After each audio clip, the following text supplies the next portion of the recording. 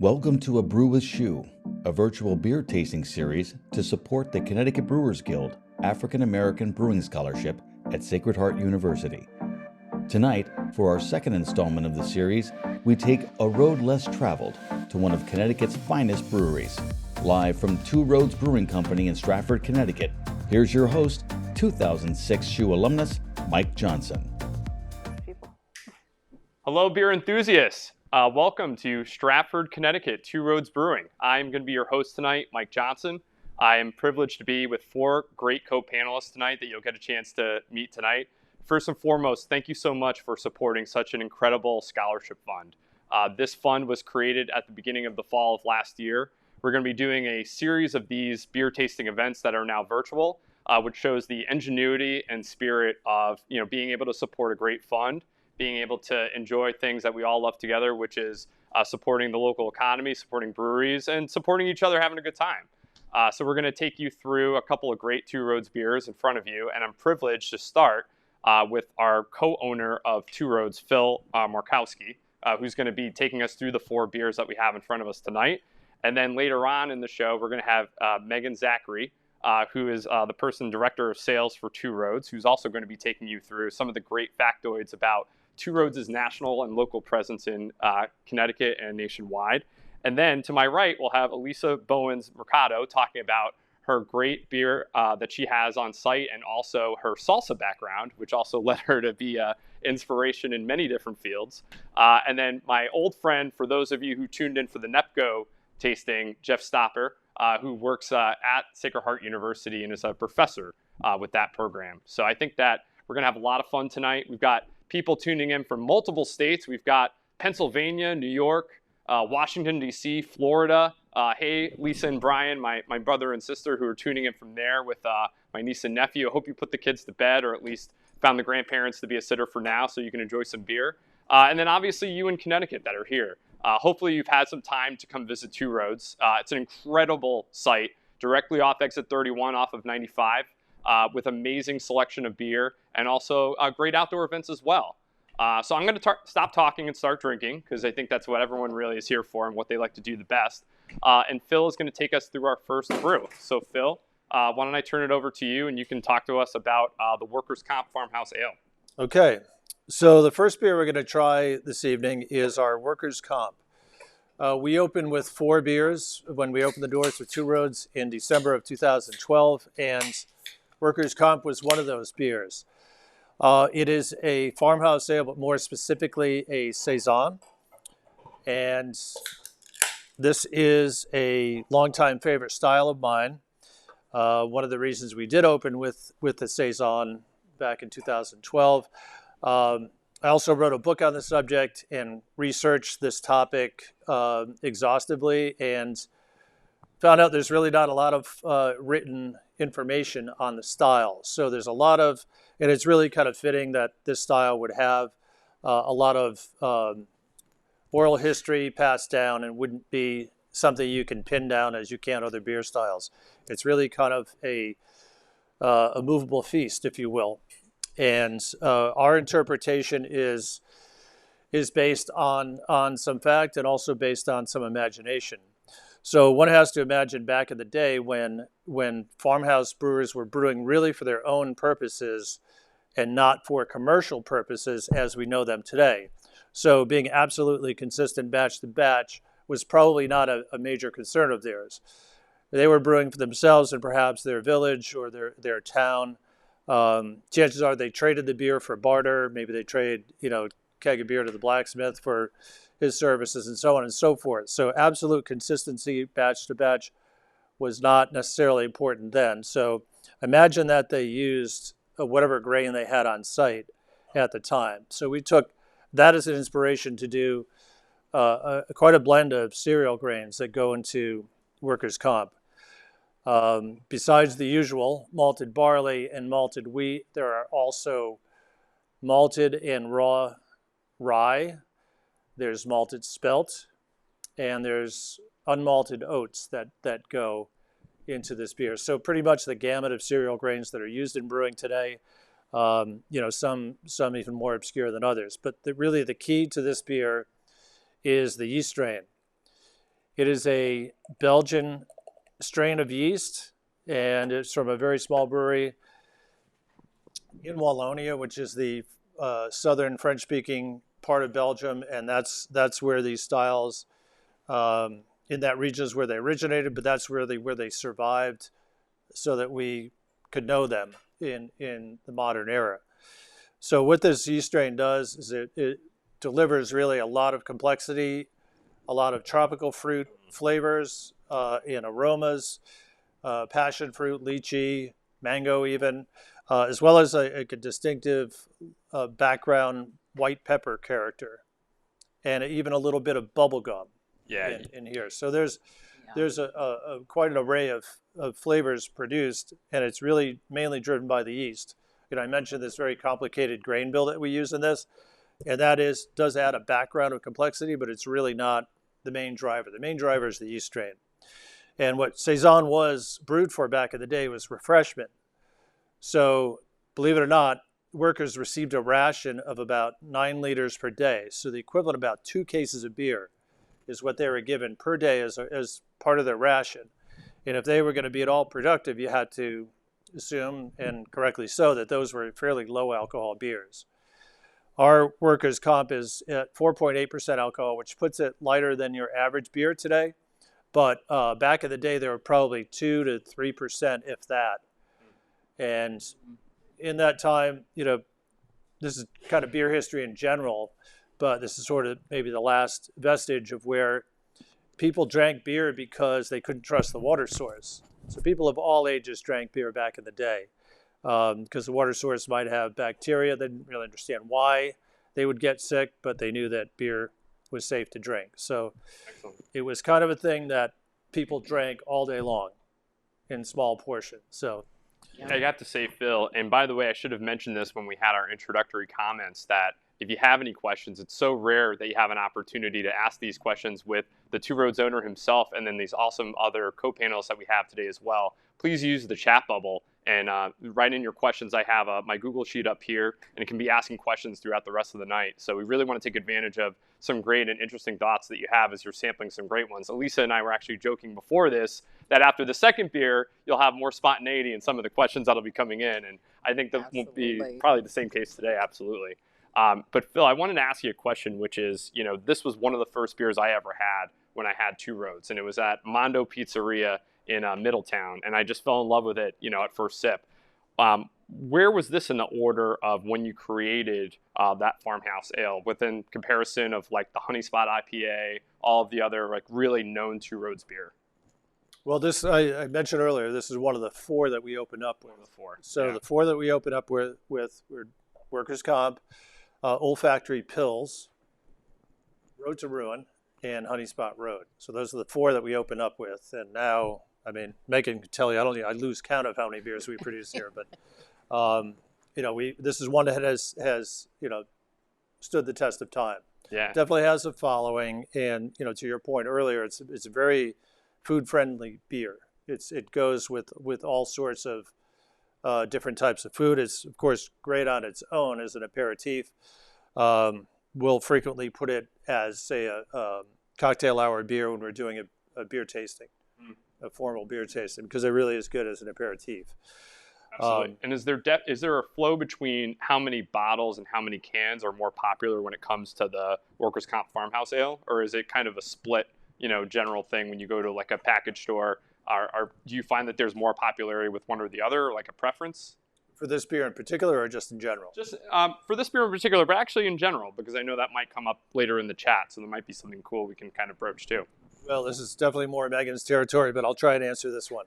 There's been a definite migration toward cans for craft beers in general. Yeah. Certain markets do still favor bottles more than cans to some degree, and Connecticut is one of those states where we still do the majority of what we package is cans for all our products. It's the way things have trended. Excellent. We actually have had some questions already coming in through the pipeline. Sorry to interrupt. And it looks like the creative juices are already flowing through those aromas and spices that you're tasting. And with that, we'll kind of keep that to the first question that just popped up, which are, what spices are in the workers' comp? I know you kind of already alluded to the fact that there were a couple of other things that you creatively decided to move in, but would you mind repeating those for some of the members that may have missed that part? Well, first of all, there are no spices at all. Well, and I was wrong. It's all driven by the yeast. So anything that comes across as spicy is from the yeast and perhaps one of the cereal grains. Oh, excellent. Rye can lend a spiciness. There's rye in here. Spelt is a little bit spicy, a little more earthy. There's spelt in here. But really the main driver is the yeast strain. Terrific. For all the fruity, spicy characteristics. That's why that yeast strain is so key for this style of beer. And it seems like one of the second questions we got was, what made you decide to do a Saison? It sounds like you had a great expertise, obviously, in writing a whole book about this back in 2012. Was that really the inspiration that you had to make this one of the first 4? Well, that was part of it, yes. And I admit I've been typecast as farmhouse sale guys, so I have to, kind of follow through with that to some degree. But no, it's a style that was, I think, underrepresented in craft brewing. Some breweries did them, but they tended to do them as seasonal beers, do them in like a large format bottle, and also do stronger, higher alcohol versions. Yeah.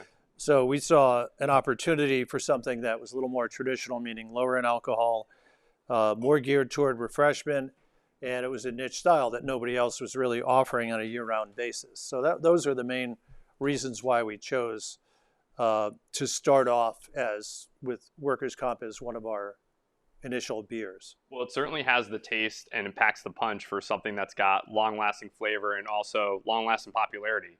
Because it seems to be very popular in every single package store that I go to, in addition to every restaurant that I get to participate in, which is awesome. Now, we're going into the more interactive section of our night.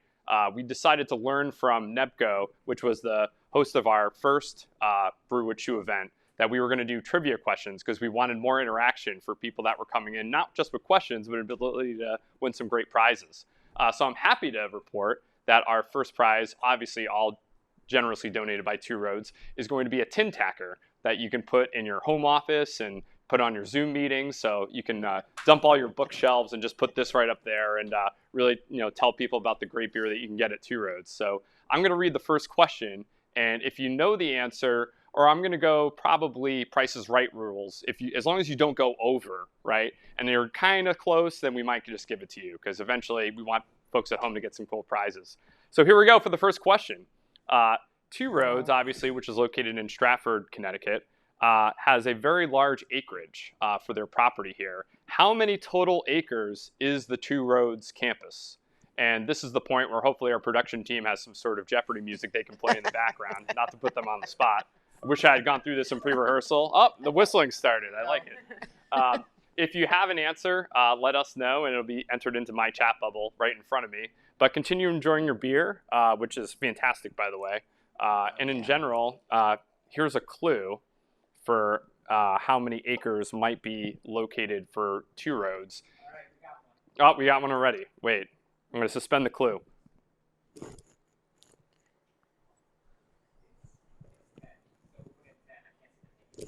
Okay, so it looks like I didn't even need to do a clue. Someone either is really good at Google or they've been to Two Roads a lot. So 10 acres is the answer. Congratulations to whomever that is, and I guess I'll have to read that once Kieran gets it in my chat bubble.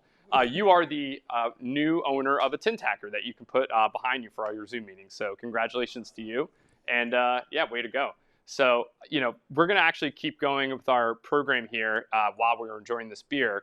And I wanted to transition for a couple more minutes to Megan, who, as Phil mentioned before, has a lot of experience with the popularity of what is sold on-premise and mostly what's sold in liquor and what we call in Connecticut package stores for people who want to buy beer. So Megan, thanks so much for joining us tonight. Absolutely fantastic array of stuff that you probably have a lot of popularity to decipher from your customers. So tell me a little bit about your role, kind of how you got into it, like what really gravitated you towards it. And I know you're employee number 6, I believe you were telling me before. Yes. That's excellent. Yes, so I've been here since the beginning, pretty much. First sales employee, and as director of sales, I really focus on things that go on outside of the building. I do have a co-director of sales named Ben, who also, we manage distributors and our wonderful sales team here as well. whereas I focus on expansion markets, our national account business, training within the sales team as well, and new brand units like Area 2 and Daybreaker, which is a new ready-to-drink cocktail that we just came out with as well. So, wear many hats, and that's the way that it is here at Two Roads, and that it has been since the beginning. So I'm happy to be a part of it. And it's been great. It really has. It's been wonderful. And just to go back on the last can bottle question, workers' comp is now only available in cans. Wow. Oh, that's Yes. interesting. That's great to know. Yes. One of my biggest questions that if I didn't ask, my wife would hate me forever is the sign right behind you, H2 Roads, because seltzers are so popular these days, and everyone is gravitating towards them. It seems like when the weather turns. Have you seen a deeper demand for that? And can you talk a little bit more about what maybe inspired you guys to jump into that market? And is there anything in particular you'd like to share about maybe some new flavors coming out that some people could look forward to? I could do all of that. Oh, yes. Look at that. Okay. Yeah, seltzer is huge right now. Continues to grow. It's an exploding category and has been for the past 2 years.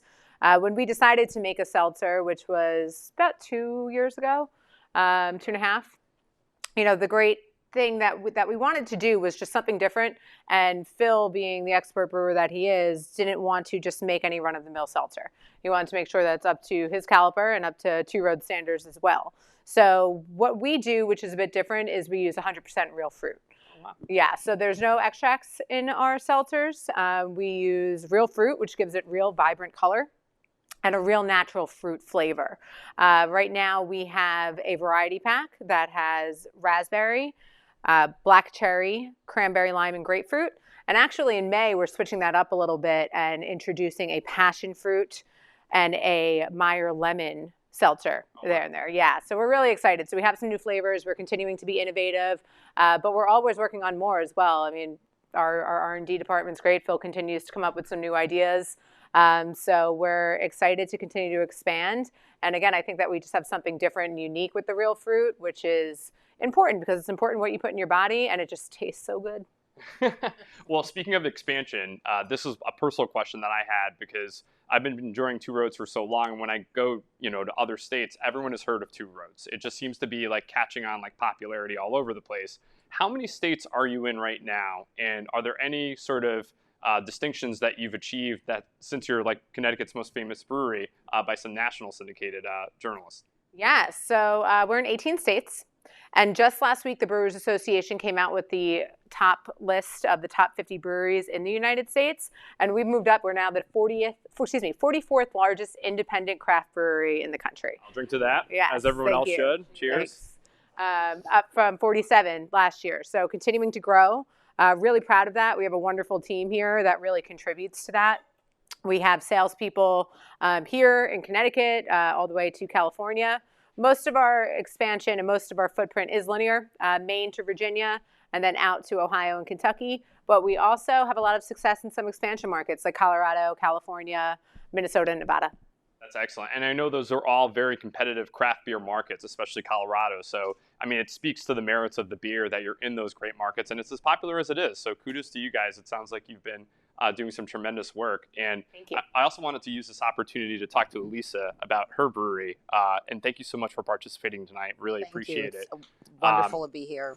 One of the things that we wanted to point out tonight, obviously, is this benefits the African American Brewer Scholarship Program funded by Sacred Heart.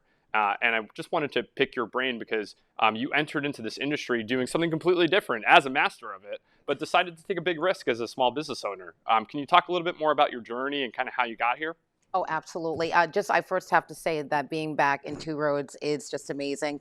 When you go into an industry like this and you look at a Two Roads, they're like the rock stars of the industry here in Connecticut. And so my dream was to always come here and brew here. So I had that wonderful opportunity to brew with one of the best brewers here in the country, I will say. So Phil, it's just great to be on this stage with everyone at SHU. But our rhythm journey started about 5 years ago.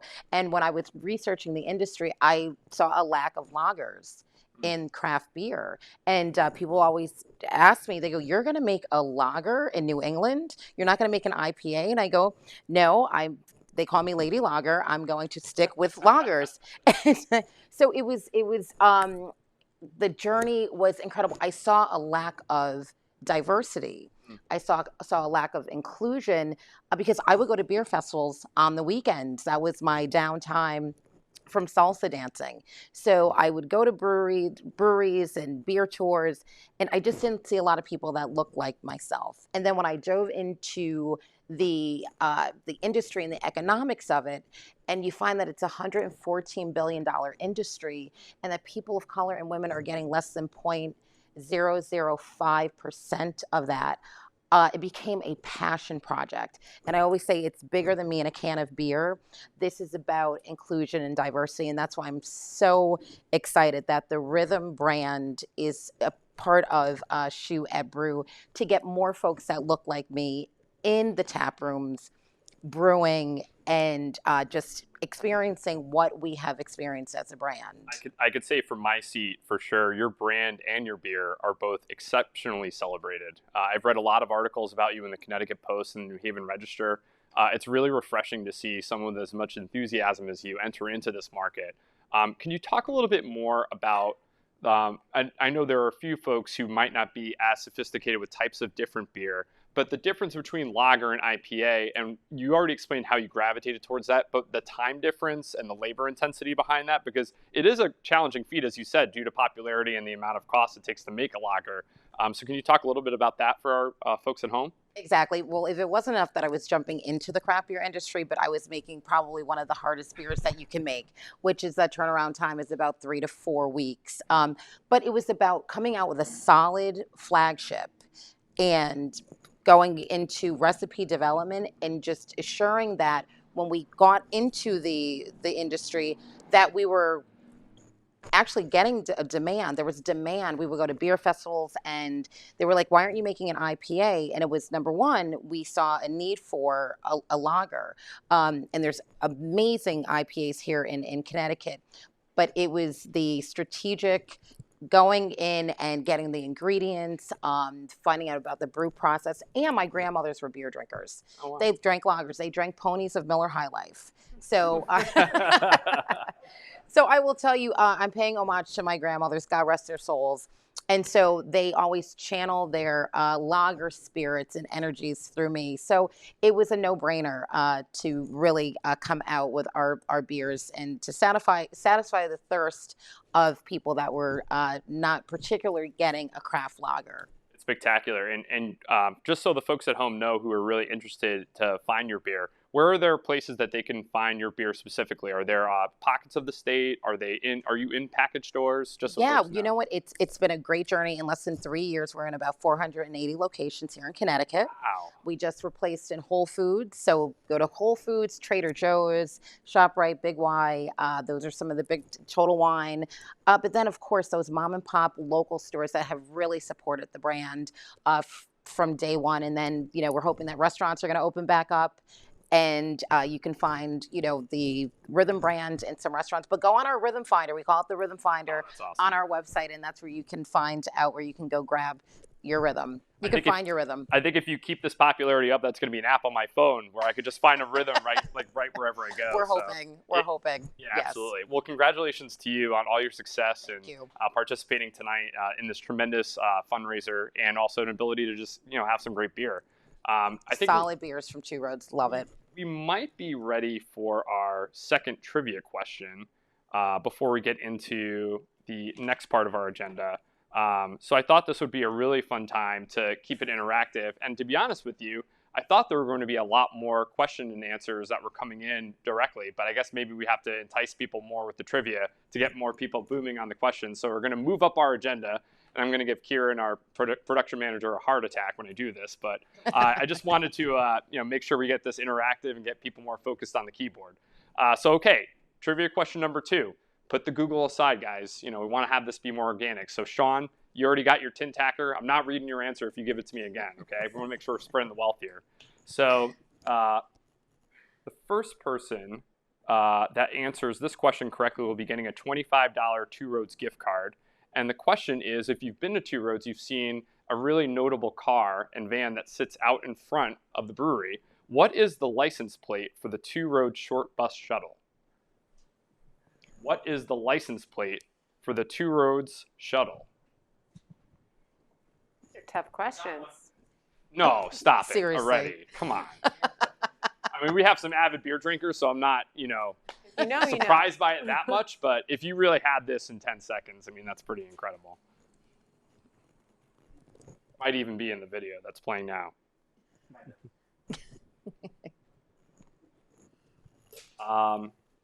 No, that is not actually the correct answer. I think someone answered. No, it's 12-pack. Oh, it is. Okay, so that's the name of the user is Bobbleland. Okay. Okay, great. So we have a lot of license plate number? No, yes, the license plate number, apparently Bobbleland also. But 12-pack is the answer. So congratulations to whomever Bobbleland is. You're going to have a $25 Two Roads gift card to come sample some great stuff when you come and bring your friends over. It should be great. And now that the weather's turning, I know there'll be some outdoor events that are going to be participating as well. Absolutely. So kind of keeping into the agenda that we have tonight, because we're coming in on time. But I will say we do have one more question coming in. Someone actually asked, can we do the next event at Rhythm? So I know that we've already kind of navigated through a lot of the events that we have planned. I wouldn't be opposed to doing another event and then throwing it in, but what would you think about that if we could potentially do something like that? Absolutely. This is an amazing cause, and we are already planning an event with Rhythm. Oh, terrific. So we are on schedule. So yes, the answer to that question is absolutely. It looks like that person's going to have to show up, whomever it is. So we'll have to hunt down your IP address and make sure you come in and can donate. But great recommendation, and thank you so much for doing that as well. They'll have to have a salsa lesson. Oh boy, Colleen, you ready for that one? Yeah, we're gonna have to dance with the stars style. We're gonna match there. So I think for our next beer, we're gonna start tasting number 2, which is the Peach Jam. Family favorite of mine and a lot of my cousins, aunts, and uncles when we had our Easter celebration last week and got to have this one together. And it was a really, really popular beer. So we're gonna transition back to Phil, and he's gonna talk to us a little bit more about Peach Jam. Okay, Peach Jam is, as it sounds, a beer with peaches. And this is the third season, Megan, that we've been doing it? This would be the third season, yes. Third season. So it's kind of a co-summer beer. It's for early summer, late spring. And it starts off as a neutral wheat-based beer. And then when the fermentation is about 3/4 complete, we add the peaches. And we had a lot of peaches. We had the equivalent of about just over 2 pounds of peaches per case of beer. So it's a good amount. The sugar in the peaches ferments by the yeast. So that the sugar turns into alcohol, but the base peach flavor remains. It kind of emphasizes the what little tartness peaches have. Remains in there and sort of gives it some balance. We also add hibiscus. So we add hibiscus powder, so it's powdered tea that we add to the brew kettle, so what you call the hot side. And that gives it just a little bit of a faint tartness in the background, which I think helps the peaches pop, or it helps them become more noticeable. But it's really meant, for easy drinking. It's still very much a beer, but you can't miss the peaches.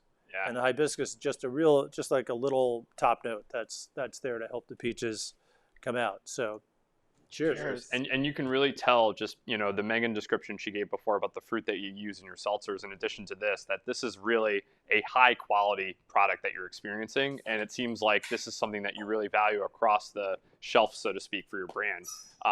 Would you ever consider, or have you ever done past fruit beers? Is this something that you'd like to grow into more, similar to seltzers? Is it kind of like the perfection is so good you don't want to try to replicate it too much? Can you just talk a little bit more about that? About doing other fruits? Oh, we actually do quite a few. Oh, great.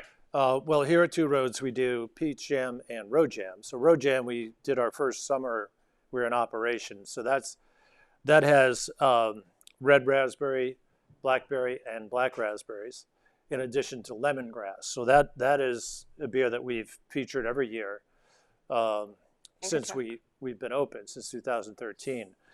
But over at Area 2, we do any number of fruit-based beers. We have the Synopsis series, which is available in 2-packs, so 16-ounce 2-pack cans at Area 2 at Two Roads and out in the trade. We feature different fruits with that one. And then over at Area 2, we do traditional lambics, so Belgian-style ales that are soured in the barrel for often 2 years plus. Wow.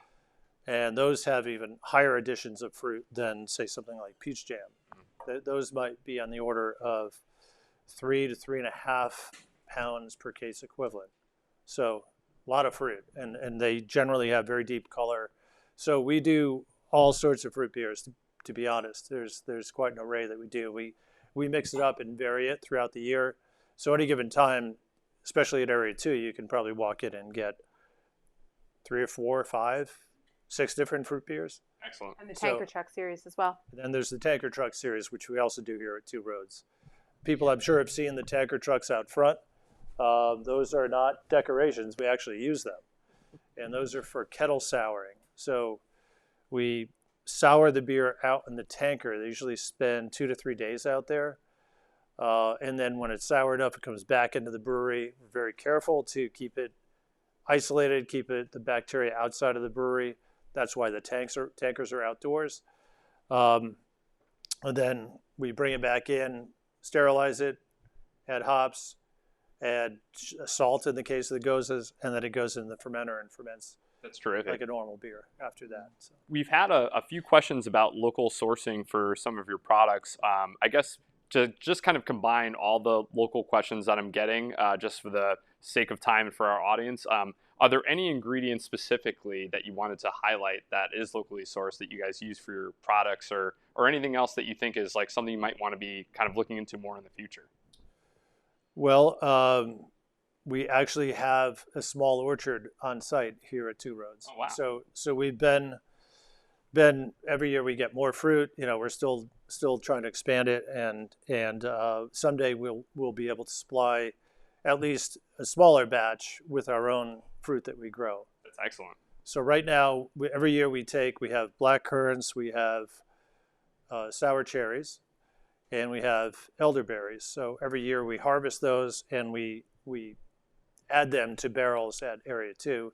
So this year, hopefully, will be the first year we can actually sell one of those beers.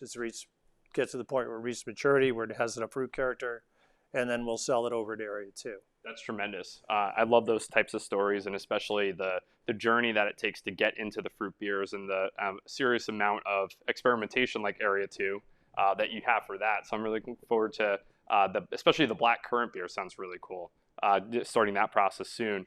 So it looks like in the next part of our agenda, we're going to be transitioning into a tour of Two Roads, because I know that many of our viewers tonight probably have had already an ability to participate and come to Two Roads in the past. And if you haven't, again, please do. But for the folks that are not from Connecticut, the folks that are viewing in from outside of Connecticut, here's a short video that we can highlight to really illustrate just what you're missing tonight, not being in person.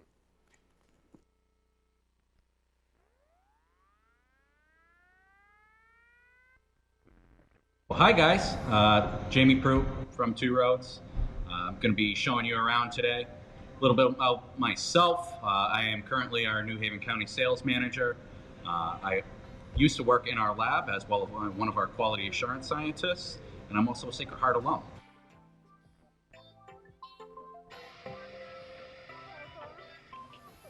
So, if you didn't know, Two Roads now in our 9th year of operation.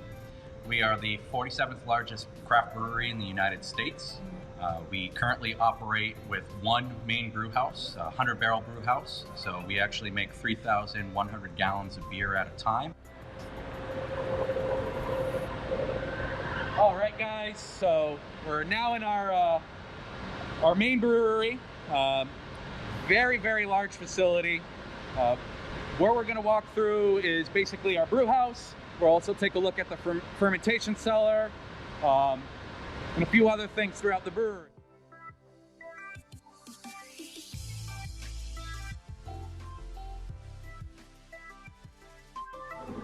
So with the work that I did with Phil as an undergrad, we actually kind of incorporated an experiment with wild yeast into an experiment that I was already working with. So we were actually trying to see if we could get a wild yeast to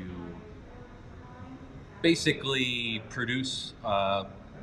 force it to produce like a industrial yeast strain that we use in-house.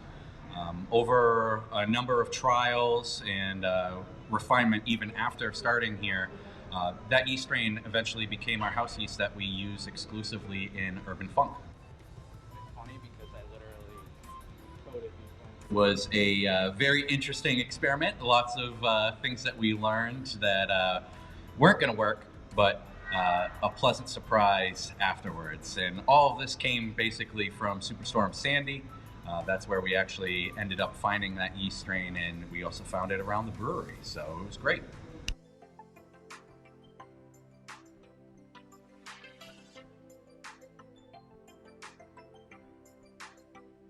All right, so we're over with our specialty grains. So if you ever taken a brewery tour here, or you've come and visited Two Roads, you might see some malt bags staged throughout the mezzanine area of the brewery. This is all specialty grain. So this is typically grain that we use for some of the accenting flavors, but typically it's used for the color and appearance in beer, as well as, again, some of the proteins that we need for either texture in the beer or head retention for the foam in the beer. But most of that grain that we use in every brew comes from our silos outside. And that is our base grain, which is purely just for the alcohol content in the beer. We have behind me our 600 barrel fermenters. So take a big look. They're about 5-6 feet taller than the actual building. It takes 6 whole brews to actually fill these when you think about it. They're all shipped here from Germany in one piece. So it's quite a marvel when you see these things go up. As well as any of the vessels that you have in the brewery, those are also shipped from Germany in one piece. I hope you guys just love visiting our brewery, and we'll take you around. When was this filmed? Last week. And it looks like we're back. And if you've noticed, I have a prop now. So we have the brewery science program for Sacred Heart University. And as I mentioned earlier in our program, Jeff Stopper is going to be talking to us today about the first cohorts of people who are going to be taking advantage of the scholarship fund and kind of the direction of the program and how it's going, in some virtual settings, some in person. So Jeff, welcome. You were with me for the first night that we did this at NEPCO a couple months ago, and we got through our production glitches, which has been a really fantastic addition to the night. But I just wanted to say it's really tremendous to see how the program has grown in popularity. Even since we met 2 months ago, I've had more people talk to me about the eagerness to start participating in programs like yours. So why don't you share a little bit about the basics of the program, the people who are going to be able to take advantage of the scholarship fund, and any other notorietal facts that we can tell the viewers at home. Thanks, Mike. I'm really proud of the program, and I hope people don't choose just a program like ours, but they actually choose our program. And we've actually had a good problem this year. So we're about to graduate our first cohort of 13 students into the brewing world, and I'm really proud of that. They'll graduate at the beginning of May. And then we start with our second cohort, and the program's become so popular. We had a cap of 24 students on the program. We recently decided to up it to 30 because we had that much interest. And we have 30 applicants, and we have a wait list now. So please apply. This program will keep running every year, and we'll probably do something for priority application for people who are on the wait list from the prior year. We're trying to be flexible and meet the demands, but we can only do that so far. So we did increase the cap. So we have 30 students when we were really targeting 15. So we're really proud of where that stands and kind of the reputation of the program. I wanted to say, fun fact, Jamie, who just gave you the tour, was a research student of mine. So I'm a biology professor at Sacred Heart and have been for like 13 years now. And then we launched this brewing science program. I have a history in the brewing industry. Actually was acquainted with Phil probably 15 years ago, and being at beer fests with him as a brewer in Connecticut, an assistant brewer. And so the university heard about my experience in the brewing industry and asked me to be the director of the program. So it's nice to reconnect with everybody in the brewing industry because a lot of breweries, like the brewing industry as a whole, is really gracious and they like to work together, the craft brewing industry, and it's really nice to be a part of that. And with that, I have to say thanks to Two Roads for being part of this. This is really amazing, and everybody, Elisa and Mike, and everybody, all the brewing industry folks who are involved with this, because it's taking a village to raise this scholarship. And thank you to all of you who are contributing by being a part of this event. And I hope you feel like you're getting a lot of value out of it. I think you should have this exclusive access to Phil and the rest of this team of people. So I talk a little bit about the scholarship. So we're proud that we're giving a couple scholarships to Black African American students for the program for this upcoming year. One of them funded by New England Brewing Company. One of them funded by Athletic Brewing Company. We're also, this scholarship that we're working on right now is kind of a team of a whole lot of breweries. We have a meeting every other week with a whole bunch of players from a bunch of different breweries in Connecticut, and it's housed within the Connecticut Brewers Guild. So I'm going to not say anything else about the scholarship right now and leave that to Jamal and Phil, who you'll meet a little bit later. So just to say a little bit about the program, our program is a one-year program. It's 22 credits. It's designed for kind of a working professional, so our classes are in the evenings, and a lot of our classes are online, and there's no classes on the weekends, so it's basically you knock it out in the evenings. And then some of it's a bit hybrid, so sometimes you're in class in person, and sometimes you're remote. We cover the science, the whole program's rooted in the science of brewing. But we also spend a lot of time covering the business of brewing, kind of the legal issues. How do you start a business? You actually make a business plan in one of our classes for your own brewery. We do sensory analysis, so we teach you how to approach beer, how to taste beer. So for those reasons, it's appropriate for people in a lot of different aspects of the brewing industry. So whether you want to be a one-man shop and a one-person shop and create your own brewery and wear all the hats. Or if you want to specialize in something, there's something in our program for you. So you also come out not just relying on the name of our certification, but you get a certification from the Brewers Association for safety. You get an OSHA 10 certification. You get a ServSafe certification for alcohol serving to ensure that you're able to kind of safely serve alcohol to customers. And you get a certified beer server certificate, which is the first level of the Cicerone program, which is like a sommelier for beer.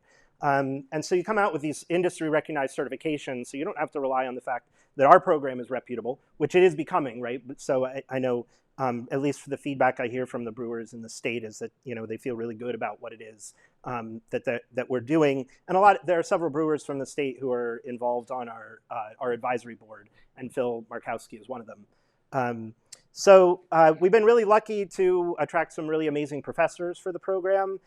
So Two Roads' own John Ream, who is their director of brewing operations, is our professor for our on-site kind of hands-on brewing classes. There's 2 hands-on brewing classes. Those are housed here at Two Roads at the Area 2 building. We have a really cool brewing lab set up over there where we have like 16 small fermenters. We're going to be expanding that because the size of the class is expanding. And the fermenters are cooled and heated, so we have really precise control over fermentation temperature. We can brew at multiple different scales over there, up to 1 barrel, and so you can get some really good experience. The equipment's really kind of professional style equipment, kind of scaled down, just really small scale professional style equipment. I think that's sorry to cut you off there, Jeff. We do have some very eager beer enthusiasts who are asking to see if we can start our next beer very soon. And that's mostly not because of you, but because of me over chatting at the very beginning of our program. Well, I am a professor, so I'm supposed to talk a lot. So I just, a couple more things about it. We have a lot of site visits, so you actually get kind of really exclusive access to places and people in the beer industry, which is another big thing, because then you come out of the program, you have a lot of contacts, people you can rely on to help you get into the industry as well. Yeah, and the thing I wanted to transition from the last thing you were mentioning is we could talk a little bit more about Area 2 and how that brewery looks, and I'd love for you and Phil to be able to share with our audience just a little bit about that, because it seems like you guys have the hands-on experience there. So that next beer for us is going to be the Pineapple Sour D. So if you could open that up now, you can get to pouring. So maybe if Jeff and Phil want to talk a little bit about Area 2 as a brewery, and then maybe talk a little bit more about sour beer for those of you who may not even know a lot about sour beer. It's a huge craze and very popular nationwide. So Area 2 is a facility that just had its second anniversary. We set up just down the road from Two Roads, about 1,000 feet away. And it is all about experimenting and developing new and different beers, and beers that push the envelope of what beer can and what people thought it could be. So our goal is to hopefully a group of people walk in and we have a beer for everyone. And most importantly, we hope after they try a few of the beers at Area 2, they walk out with an expanded definition of what they thought beer could be or beer is. So it's just something that's new and different. It's like, oh, I'd never had a beer quite like this. That's what we hope happens. And that's what the facility is all about. It is our product development hub, innovation hub. It's where we develop all the products for both Two Roads, Area 2, SHU Roads, and now the Daybreaker line of RTD cocktails. So all of that's done at Area 2. Excellent. That's the seat for that. And we're also in the process of installing a distillery over there. So it's going to be not a one-stop, because we always want people to go back and forth between the two facilities, but there's going to be a lot to take in at Area 2 once we get the distillery side running. I think we all, as we were opening our beer, may have smelled that hemp smell as you were opening it, and I think we probably may get some questions on this. I just wanted to ask, is there background on that you can share? Any specific aromas that people might be smelling as they open up the cans that they should be keeping in mind? Sounds like a party in here. Yeah. That's what I got. Yeah. I like to say this. Hope this show doesn't get pulled over by the cops. It's a type of beer that I like to say stops conversations and then starts them. So, somebody probably smelled it and then typed the question in saying, well, I've never had a beer like this. And, the name itself, Sour D, is known to some people. What we wanted to do here was do certainly, first of all, a beer that was completely different, a beer that was hopefully going to inspire conversation, as I said, and just be unlike anything anyone has ever tried before in terms of a beer. The ingredients are, yes, hemp. It's a base beer. It's an IPA base beer, first of all. And then we have, when the fermentation is complete, we add pineapple juice. Mm. So unlike road jam or peach jam, we don't let the sugars ferment out. It stays in the beer. So that helps balance out the hemp characteristic. And then we also add what are called terpenes. So these are derived from plants to mimic the sensory characteristics, the aromas of specific cannabis strains. That's really excellent. And Megan, kind of transitioning to Phil's point, is there a brand recognition that you see kind of developing from this product? Is this kind of building on to other sours that are also created and developed at Area 2? Where do you kind of see this brand going into the future of Two Roads? Yeah, I think that this brand is going to be a really strong brand for us at Area 2. Most of our products that we do over there are one-offs. They're limited release, in and out type products. We do have a series called Synopsis that's repetitive with different fruit. It's a sour series, again, with different fruit for each drop. But this one, we're really hoping, and we really feel that this is going to be more of a mainstay for us. So right now, the production plan is every other month to release this in limited drops. It is a unique beer and a rare beer. So it's not something that will be, say, as readily available as Road to Ruin. It certainly is going to have some rarity to it. But we definitely think that there's nothing else like this in the market.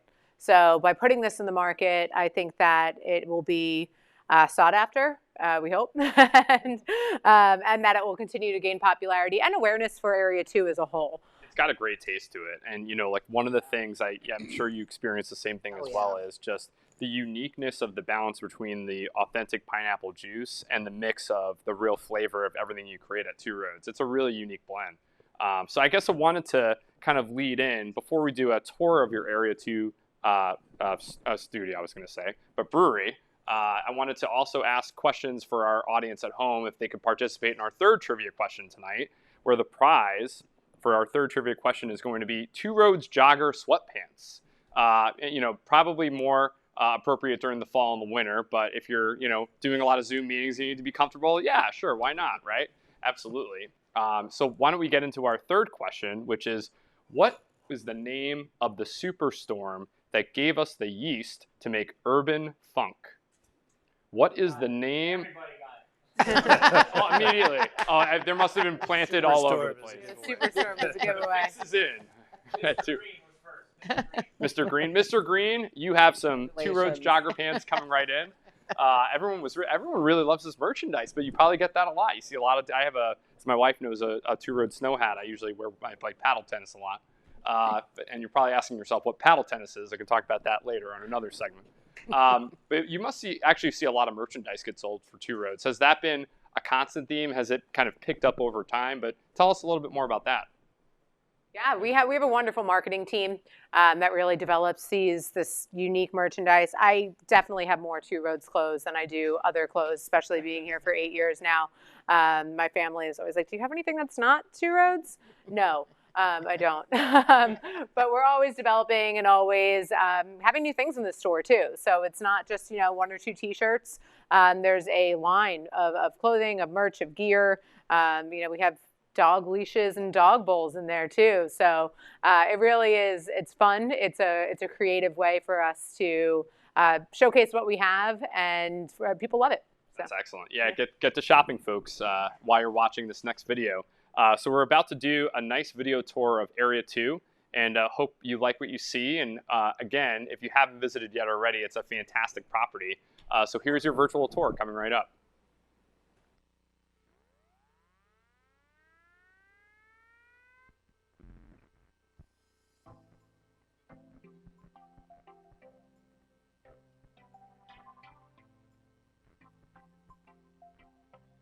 Now I am identifying the organisms that are left over. That sounds really intense. And once they get the basis of this, you can kind of figure out and get to know your microflora that's almost native to your brewery.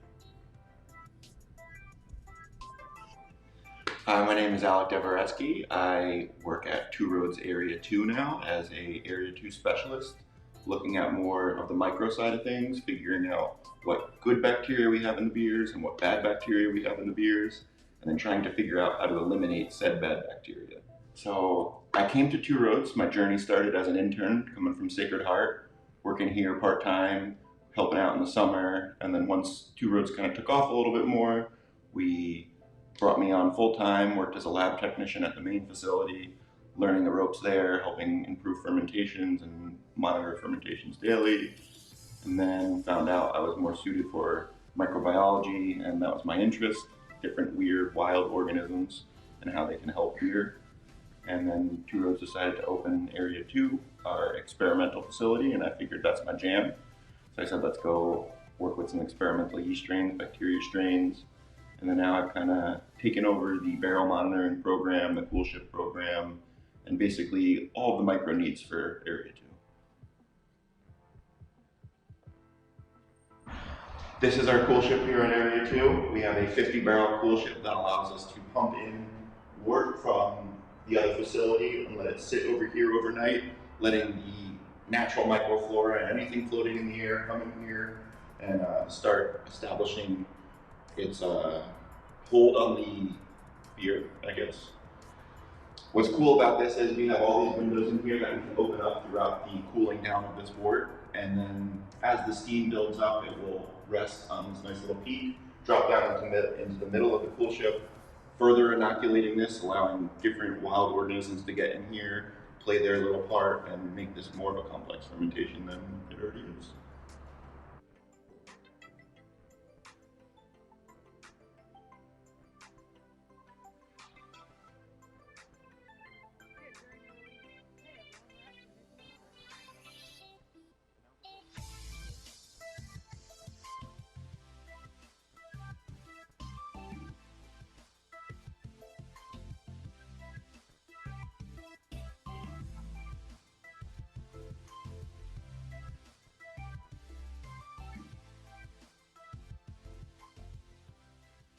And we're back. Hope you enjoyed that virtual tour of Area 2. I know I definitely have been there a few times as I've gone to see family. So what's funny is we were actually chatting right before everyone logged back in with our two new co-panelists coming in, Jamal Robinson and Phil Pappas from the Connecticut Brewers Guild, and Jamal, who you may remember from our NEPCO SEPCO, is that a thing? Our NEPCO segment. This is live, folks. You got to give me a break. Our NEPCO segment is the director of sales actually over at NEPCO. So thank you both for being on tonight. I'm really excited to have you to talk a little bit more about the Connecticut Brewers Guild and a little bit more about the Scholarship Fund as well. So just wanted to lead off with some background on the Connecticut Brewers Guild, how many members there are, other things that you're excited about for the cultivation of events you have coming up. We know during the pandemic, obviously we had to take a dramatic pause for everyone's sake, and very important, everyone's still eager and excited to kind of get to that next step and chapter as people are getting vaccines and everyone is starting to see the loosening of restrictions, which is fantastic. So tell us a little bit more about the Connecticut Brewers Guild and anything else you'd like to share.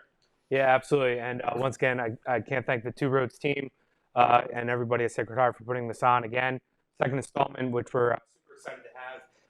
I'm Phil Pappas, the executive director of the Connecticut Brewers Guild, which comprises now 120 craft breweries spread out across the state, across all 159 counties. So we're very fortunate to be in the position that we are to be the leaders of the industry that we have across the state in lobbying and advocacy, especially over this past year that we've seen so many state and federal regulations around breweries, as well as bars and restaurants, and how that impacts us as small businesses and manufacturers. And we've been, fighting to loosen the restrictions as we open up and vaccine rollouts, Mike, to your point. But we've been able to remain open throughout the whole pandemic, which has been great. So we've been able to do curbside pickup. We've had a lot of people running the beer out to people's trunks, and utilizing a lot of the bars and restaurants around the state as well. So, we, as the leaders of Connecticut, decided when we met with Jamal last summer, we were social distanced at his house having a couple beers and started talking about the industry and what can we do to diversify the industry a little bit more. And I don't want to, take any of Jamal's points away, but as the leaders that we wanted to take the charge and take the lead of spreading this message and spreading awareness about, diversifying the industry more across the state. And we have that platform in front of us with all of our members. Before we transition to Jamal, I think many of our viewers want to know the beautiful T-shirts that you see. Where do you get them? How do you earn them? Are there passports to get them? Let's talk a little bit more about the merchandise. Yeah, absolutely. So, I thank you. Mine has a little bit more damage on mine. I wear mine all the time. But, these beautiful Brewers Guild T-shirts are available through our Connecticut Beer Trail app, which you can download now. It gives you access to information, all the breweries' bio, their hours, which has been a huge thing as we've noticed through the pandemic as well, people changing their hours. But we've been able to incentivize a lot of you out there through our T-shirts, bottle openers. We have beer dinners coming up. And of course, we had tickets to our festival that we wanted to do as well, which we've been rescheduling a couple times due to the pandemic. But we have a great Beer Trail app that gives you access to everything going around the state. So you can get that there, and we'll be putting these up for sale on our website as well. Yeah, that's really exciting. And I will make another plug. The Undivided collaboration beers that you've been selling in a lot of your breweries have been very popular. I've definitely had my fair share as I've come around the state, and wonderful. Keep it up. You do fantastic work. I see your face everywhere I go to all these breweries. So you're definitely visiting all of the members that you can. Absolutely. It's always great to work with you. Of course. But Jamal, we want to talk to you again for round 2. And I hope to see you at every one of our beer tastings that we're having for the remaining part of this year. Can you talk to us a little bit more about the scholarship efforts that are going on right now? Anything else that folks at home should be keeping in mind for schedule-wise? Anything in particular about the scholarship fund that's particularly important for you and NEPCO? It'd be great to share. Yeah. So the scholarship was a brainchild of our equality committee at the brewery during the height of the protest this summer. We realized we do a lot for charity in general. We didn't have anything focused on Black community. So we started it's an employee-run committee that's focused specifically on trying to diversify the industry, bringing some awareness to racial injustice, and doing what we can to help different areas of Black community around New Haven and around our brewery in general. So this is kind of like one of the first ideas to really try and diversify the industry. It's awesome to be able to, when we reached out to SHU to see if this was something we could do, and then hanging out with Phil and teaming up with the guild, it was really cool to see that we've got an industry that's really about this whole thing and diversifying the industry. And it's important because when we talk about the economic impact, about $83 billion that represent craft beer that go from the tap room through the wholesalership, through the consumer themselves. It's a lot of money, and it's a huge impact on the American culture as a whole. Like, people are traveling around, waiting in line for beers. So it's a huge thing, and to diversify that just brings more people, more revenue, more drinkers, more brewers. It's good for everyone. So when we started the scholarship, we had to learn a little bit about how scholarships really work. I wasn't even familiar, but the money that is put into the account for the scholarship, the interest from that spins off to pay for the actual program. So for this program, we would need to raise about $250,000 in order to pay for a student to go every year forever. And in doing that, we gave ourselves a goal of 5 years, $50,000 over 5 years, but we didn't want to wait 5 years in order to start that. So Nebco and a couple other breweries have teamed up to do an annual scholarship every year to put a couple of students through that in the meantime while we build up the endowment. So far, we've raised about $31,000 as a collective, which is pretty awesome. I'm really proud of the group and our committee. And we've got a lot of stuff on the way. We've got some more fun raffles on the way. We're going to do more of these virtual tastings. We've got some awesome ideas for beer fest and brewery collaborations. So the fun doesn't stop, and it's all for a good cause. On a personal note, I'm just really fascinated to know that you spitfired this great idea just being among friends in your guild, and you've raised $31,000. I mean, how does that feel? It must feel just so rewarding and cool, right? It feels good. It feels good because, especially it's not just me. It's our whole team at Nebco, our scholarship committee that we started, which is a collective of breweries from around the state. People here, along with Great Falls Athletic Brewing. Rhythm, of course, is on board with that. So it's been pretty great to just see the collective and the team. I'm proud of us as an industry and as a team and where we're going with it. And more breweries wanting to get on board and be involved in either the fundraising, either just to donate or to just help bring the awareness, which is it's awesome. How do you hear that and not donate more? I mean, seriously, it is just the best, most organic story you could hear about a scholarship fund getting created. It's just a lot of people who shared a common interest, and there was a social impact tied to this as well that was very valuable and important. So please, donate through your hearts. Reach in through your phones and your tablets and make sure you're donating even past tonight and participate in our future events, because it's really an incredible story and a lot of fun.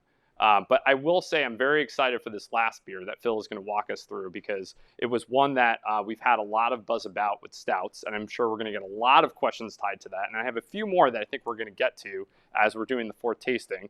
So Alyssa and I are very excited. We were talking about this right before. We were. Did my salsa dance either. So why don't we jump into our final beer, which is called Unorthodox Stout.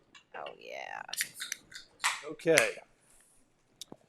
Unorthodox is a Russian Imperial Stout. A Russian Imperial Stout is by definition a very strong stout, high in alcohol, but it was not developed in Russia. It was actually developed in the UK, and it became a popular export to in those days, Tsarist Russia. So they had a fondness for these big, strong, dark, roasty stouts, and that's where the tradition began. Our version is it's sort of the little brother to a beer that we do annually called Igor's Dream, that we first brewed in 2013 to celebrate Stratford's not native son, but Sikorsky Aircraft is a prominent business here in Stratford and in Connecticut in general. It's known worldwide. And Igor Sikorsky, of course, was a genius aviation engineer, and we honor him with the beer that is identical to this, except this does not go into rye barrels. Igor's Dream goes into rye barrels, rye whiskey barrels. Well, and I can tell you this, Phil. We have a lot of excited panelists at home that are listening to all this and have a couple questions for you. So I'm going to go lightning round on you, if that's okay. So I want to get through as many questions as I can, and I won't ask anything personal, I promise, unless we'll see. How did you decide which size cans to use for beers? Is that a standard thing? Do you have 2 different sizes? Do you have multiple sizes? We have so far released 12-ounce and 16-ounce size cans, and typically it seems like bigger beers that are more limited. Consumers seem to like them in a larger format, 16-ounce can. Excellent. So that was the logic behind this. And the next question we had from home was, how did you get started at Two Roads? Did you start home brewing first, or did you work with a different brewery to create Two Roads? I started long before Two Roads. I started home brewing while I was still in college, and I studied electrical engineering, and I went into that field for a few years when I was really obsessed with home brewing. And then about 5 years into that career, I was offered a position to start a brewery in Connecticut, Norwalk, and that was the original New England Brewing Company. So that's where I started. So I, like many other home brewers, or many other professional brewers, started as a home brewer, but I've been a professional now for, God, this is my 32nd year. So besides New England Brewing Company, I was also at Southampton Public House, Eastern Long Island, and then transitioned to Two Roads. We started working on Two Roads in 2010 and opened it at the end of 2012. So it was a couple years in planning. That's really tremendous. Yeah. I love that story because it really talks about the ingenuity of how you took a dream and kind of made something your own. One of the things I actually had a question about was the name, because I know a lot of folks may have deciphered maybe the favorite Robert Frost poem, but was that it? Was there something else that tied you to the name Two Roads? No, it was really the Robert Frost poem. And I can't take credit for coming up with the name. That was Brad Hiddle, our CEO. And his story is that his mom made him read that poem as a teenager. And, later in life, after having, worked a, corporate career, both Brad, our CEO, Clem, who's our VP of Sales and Marketing, and Peter During, who's our CFO, they had all worked in corporate environments, and then this was their road less traveled to start Two Roads. And I include myself in that as well, but I was already in the craft brewing industry.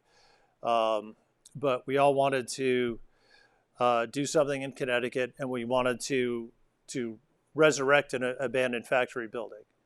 And we looked around the state and found this. Once we saw this building, it was like, this is the one.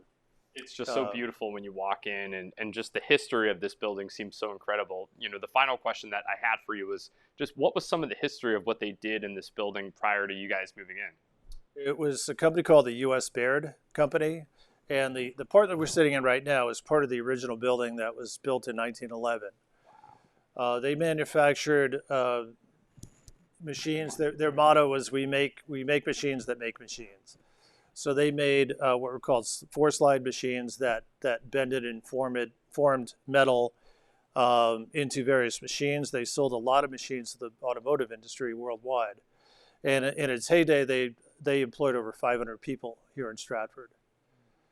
And there were two additions they put on in the building, one in the 1940s, which is where our brew house is. So from the main tasting room, you could see the vessels. That was an addition that was put on in the 1940s. And then on the other end of the building, there's an addition put on in the 1950s. Wow. It must make you really proud. I mean, manufacturing has such a strong history, as you were mentioning Sikorsky before in Stratford, and you've really bolted on to the next generation of that, which is really remarkable. I just wanted to say congratulations on having a tremendous brewery. We had a lot of fun tonight, and I really appreciate the generosity of the product, and getting folks at home to be able to sample your beer has been tremendous. I know there was a lot of popularity going into Two Roads just because of the amount of folks who have had the beer and wanted to hear more from Phil. But we also got to know about another, brewery, Elise's brewery, Rhythm, which I'm really excited to be able to participate later on as well. Yes. Thank you so much. No, thank you. And, this is amazing. Yeah, it's a really fun night overall, and we have our final trivia question actually for the night. Drum roll. I wanted to make sure people knew, because the grand prize for the fourth trivia question, which is spelled wrong in my sheet by Kieran, so we'll talk about that later, is you get a private tour from Two Roads and of Area 2. Which is a really fantastic prize. And this one's a little tougher. I don't think this is going to be a 0.2 second answer unless, we've got a couple moles out there. We'll see. So obviously, folks understand and know around September, October, you can have Rosemary's Baby from Two Roads, which is a very fantastic pumpkin beer. So the question is, what is the second child of Rosemary's Baby? What is the second child of Rosemary's Baby? And I'm going to guess the answer is coming in 3, 2.5. This is a tough one. Obviously, it's high stakes. It's a big prize. Very big prize. Yeah. A lot of people are saying Rosemary's Other Baby. Rosemary's Other Baby is incorrect, but very close. It's a step away from where the right answer might be. Oh. What was the name? Jasmine. Jasmine, thank you for your answer. I look forward to hopefully being invited to your tour. I would love to tour, even though I've been here before, I'd love another opportunity to do it. Yeah. Congratulations on your tour. We'll get you that information. And I will say, the closing remarks tonight are very candid that, I started doing this event with Sacred Heart as an alumnus from 2006, 2 months ago at NIPCO. And now that we've had a chance to get to know each other and do this tonight, it's contagious. We want to keep doing this. We have big goals that we need to meet. Even though 31,000 is terrific, we're not satisfied until we're well beyond 50,000 for this year. So we're going to make Jamal and everyone else involved with the program and Phil very, very happy that we're getting closer to that mark. So please join us on June 10th, where we're going to be doing our next event from a brewery that's right down the street from here at Athletic Brewing. We're very excited for that one. We hope you can participate. And honestly, thank you so much for all that you've done to help support this program, for the interest. Please make sure to donate if you haven't before tonight. As the additional donation, 100% of your contribution is tax deductible. I can say it as a person who flunked out of accounting at Sacred Heart, but got into government affairs. But thank you so much. Enjoy your night, and cheers to you. Thank you. Cheers. Thank you for joining tonight's virtual beer tasting series, A Brew with SHU. This program is made possible by Two Roads Brewing Company and Area 2, with additional support from Blind Rhino and Eli Cannons. Please save the date of June 10th for our next installment of A Brew with SHU featuring Athletic Brewing Company. To learn more about the Connecticut Brewers Guild African American Brewing Scholarship, please visit www.sacredheart.edu/Black Brewers.